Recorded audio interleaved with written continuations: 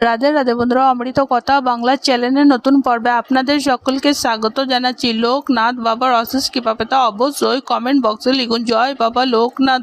এই পর্বের বিষয় হলো লোকনাথ বাবার পুজোর নিয়ম, পুজোর মন্ত্র এবং পুজোর জন্য কি কি জিনিস লাগবে সবটাই জানবো এই ভিডিওর মাধ্যমে। ভিডিওতে যাবার আগে অমৃত কথা বাংলা চ্যানেলটিকে অতি অবশ্যই সাবস্ক্রাইব করুন, লাইক করুন, কমেন্ট করুন, শেয়ার করুন, আধার নোটিফিকেশন ঘন্টাটি বাজিয়ে দেবেন। লোকনাথ বাবাকে অনেকেই স্বয়ং মহাদেবের অবতার বলে মনে করে। রণে বনে জঙ্গলে যখনই বিপদে পড়িবে আমাকে স্মরণ করিও, আমি রক্ষা করিব। বহু মানুষ তাকে ভক্তি ভরে পুজো করেন। পশ্চিমবঙ্গে বহু পরিবারে পূজিত হন বাবা লোকনাথ বা লোকনাথ ব্রহ্মচারী। জন্ম অষ্টমী তিথিতে জন্মগ্রহণ করে এই ধর্মগুরু 1700 খ্রিস্টাব্দে তৎকালীন যশোহর জেলা, বর্তমানে তো 24 পরগনা জেলায় বারাসাতে 11 বছর বয়সে বাবা লোকনাথে উপনয়ন দিয়ে সন্ন্যাস গ্রহণের জন্য পার্শ্ববর্তী গ্রামে ভগবান গঙ্গোপাধ্যায়ের হাতে তুলে দেয়। লোকনাথের বাল্য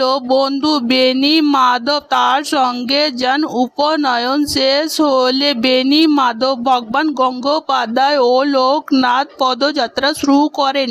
বিভিন্ন গ্রাম শহর নদী অতিক্রান্ত করে কালীঘাটে এসে যোগ সাধনায় মগ্ন হন তারা। গুরু ভগবান গঙ্গোপাধ্যায়ের আদেশে কে দেবতা রূপে পুজো করা হয়। বাবা লোকনাথ নিজে গুরু ভগবান গঙ্গোপাধ্যায়ের সঙ্গে সংবাদে চারিদিকে বরফ দেখে গুহার মধ্যে সাধনায় বসেন গুরু ভগবান গঙ্গোপাধ্যায়। কিন্তু লোকনাথ নিজের সাধনার জন্য গুহাকে বেছে না নিয়ে খোলা আকাশের নিচে বরফের চাদরের ওপর ধ্যান মগ্ন হন। মাসের পর মাস ধরে ধ্যান মগ্ন থাকেন তিনি। এই সময় তার শরীরও বরফ দিয়ে ঢাকা দিতে শুরু করেন। এই সব গুহা থেকে দেখে গুরু ভগবান গঙ্গোপাধ্যায় লোকনাথের অনুগামীদের মতে এই বরফ 90 বছর বাদ গলে জল হয়েছে এবং আবার জমেছে। এই হিসাবে ভগবান গঙ্গোপাধ্যায় বুঝেছিলেন তার শিষ্য 90 বছর তপস্যা করে কাটিয়ে দিয়েছে। এরপরে ঘটনায় সকলেই চমকে ওঠে। সকলেই ভোরে সূর্যের প্রথম বাবা লোকনাথের আসনে এসে পড়ে, কিন্তু ভগবান গঙ্গোপাধ্যায় দেখেছেন যে সেই আসনে তার প্রিয় শিষ্য লোকনাথ বসে নেই। সেখানে অধিষ্ঠিত স্বয়ং দেবাদিদেব মহাদেব। এই দৃশ্য দেখে ভ্রান্তিতে পড়ে যান। ভগবান গঙ্গোপাধ্যায় নিজে জিজ্ঞাসা করেন যে যা দেখছে তা ভুল নাকি সঠিক। এরপরে গুহা ছেড়ে বেরিয়ে এসে তিনি দেখেন সেখানে লোকনাথই বসে আছেন। চোখের পালক ফেলতেই আবার সেখানে মহাদেবকে দেখেছেন। ভগবান গঙ্গোপাধ্যায় বুঝতে পারেন যে কঠোর তপস্যার ফলে অবশেষে সিদ্ধান্ত লাভ করেছেন বাবা লোকনাথ গুরু হয়েও শিল্পকলা মহাযোগী। বাবা লোকনাথকে প্রণাম করেন ভগবান গঙ্গোপাধ্যায়। লোকে মুখে শিল্প লোকনাথের কাহিনী প্রচলিত রয়েছে, কিন্তু সাধারণত লোকনাথ বাবার পুজোর দিনে আলো থাকাকালীন করাত হয়ে থাকে। লোকনাথ বাবার পুজোর জন্য কি কি দেবেন কথিত রয়েছে। লোকনাথ বাবা মিছরি খেতে খুবই ভালোবাসতেন, তাই প্রসাদ হিসাবে তাল মিছরি রাখতে হবে। অমৃতকে লোকনাথের প্রিয় খাবার বলে মনে করা হয়। এছাড়া যে কোনো সাদা রঙের মিষ্টি যেমন পায়েস, সন্দেশ প্রভৃতি দিলেও বাবা খুবই প্রসন্ন হন। লোকনাথ ব্রহ্মচারী চরণে যদি নীল শাপলার ফুল নিবেদন করতে পারেন খুবই ভালো হয়। এটি করলে আপনার সকল মনস্কামনা পূর্ণ হবে। সাদা রং লোকনাথ বাবার খুবই পছন্দ করেন। মনে করা হয় যে কোনো সাদা ফুলের পুজোর ব্যবহার করা যেতে পারে। মৌসুমি ফল লোকনাথ বাবার পুজোয় অবশ্যই দিতে হবে, যেমন তাল, শাঁস, লিচু, জাম প্রভৃতি ফল তার প্রসাদ হিসাবে অর্পণ করতে হবে। পুজোর ভোগ হিসাবে পোলাও, আলুর দম থেকে ভাত, ডাল, চচ্চড়ি বা কচুরি, লাবড়া তরকারি সব কিছুই ভালোবাসেন বাবা লোকনাথ। লোকনাথ বাবার পুজোর দিন সকালে উঠে ঘর বাড়ি পরিষ্কার করে নিতে হবে।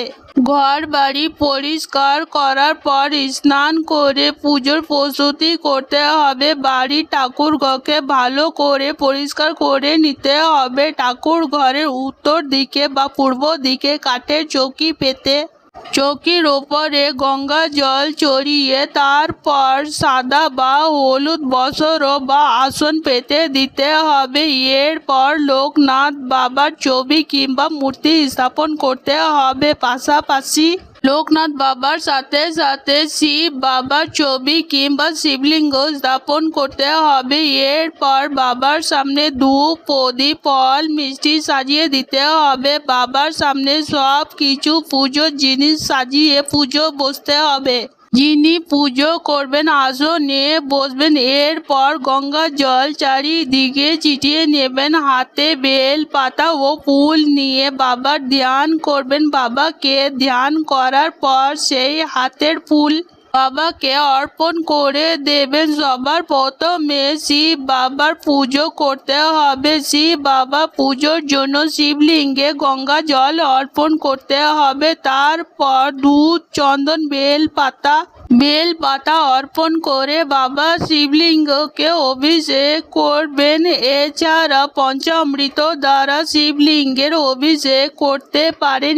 এরপর শিব বাবার মাথায় বেল পাতা, ফুল, আতপ চাল, চন্দন অর্পণ করতে হবে। শিব বাবার পুজো সম্পূর্ণ হয়ে গেলে এরপর লোকনাথ বাবার পুজো করতে হবে। লোকনাথ বাবাকে এই দিন পঞ্চামৃত দ্বারা স্নান করাতে হবে। দুধ, দই, মধু, চিনি, ঘি, গঙ্গার জল একসঙ্গে মিশিয়ে স্নান করাতে পারেন। আবার একে একে একটি একটি করে জিনিস বাবাকে অর্পণ করতে পারেন শঙ্খের সাহায্যে। যদি আপনি লোকনাথ বাবার মূর্তিতে পুজো না করেন, ছবিতে পুজো করেন, তাহলে পঞ্চামৃত তৈরি করে লোকনাথ বাবার সামনে রেখে দেবেন। এরপর বাবাকে পঞ্চামৃত দিয়ে স্নান দেওয়ার পর বাবাকে গঙ্গা জল দিয়ে পুনরায় স্নান করাবেন। সুগন্ধি জল দিয়ে লোকনাথ বাবাকে স্নান করিয়ে নেবেন। সুগন্ধি জল অর্থাৎ গোলাপ জল, আতপ মিশিয়ে সুগন্ধি জল তৈরি করে সেই জল দিয়ে বাবাকে স্নান করাবেন। স্নান সম্পূর্ণ হলে বাবাকে ভালো করে মুছিয়ে হলুদ বা সাদা বস্ত্র পরিয়ে দেবেন। এরপর বাবাকে ফুলের মালা দিয়ে সুন্দরভাবে সাজিয়ে তুলবেন। বেল পাতা, তুলসী পাতা বাবাকে অর্পণ করবেন। আবার ভোগ হিসাবে অবশ্যই রাখবেন মাখন, তাল, মিজরি, সাদা মিষ্টি, পায়েস, অমৃতি, তাল, শাঁস, লিচু। এই ভোগগুলি অবশ্যই রাখতে হবে। এছাড়াও রান্না করা যে কোনো ভোগ আপনি বাবাকে অর্পণ করতে পারেন। বাবাকে চন্দন সহকারে ফুল অর্পণ করবেন 3 বার। তারপর বাবাকে নীল শাপলা ফুল অর্পণ করবেন। লোকনাথ বাবার পুজোর দিন বাবার পায়ে নীল শাপলা ফুল অর্পণ করলে ভক্তের ওপরে বাবার বিশেষ কৃপা হয়। নীল শাপলা ফুল ছাড়া মনে করা হয় লোকনাথ বাবার পুজো অসম্পূর্ণ। বাবাকে বিধিবদ্ধ আরতি করবেন। আরতি সম্পূর্ণ হলে যে তাল মিছরি বাবাকে অর্পণ করেছেন সেই তাল মিছরি প্রসাদ হিসাবে বাচ্চাদের মধ্যে বিতরণ করে দেবেন। এইভাবে খুব সহজে বাড়িতে আপনি লোকনাথ বাবার পুজো করতে পারবেন। লোকনাথ বাবার পুজোর মন্ত্র, লোকনাথ বাবার ধ্যান মন্ত্র, লোকনাথ বাবার প্রণাম মন্ত্র অবশ্যই উচ্চারণ করবেন।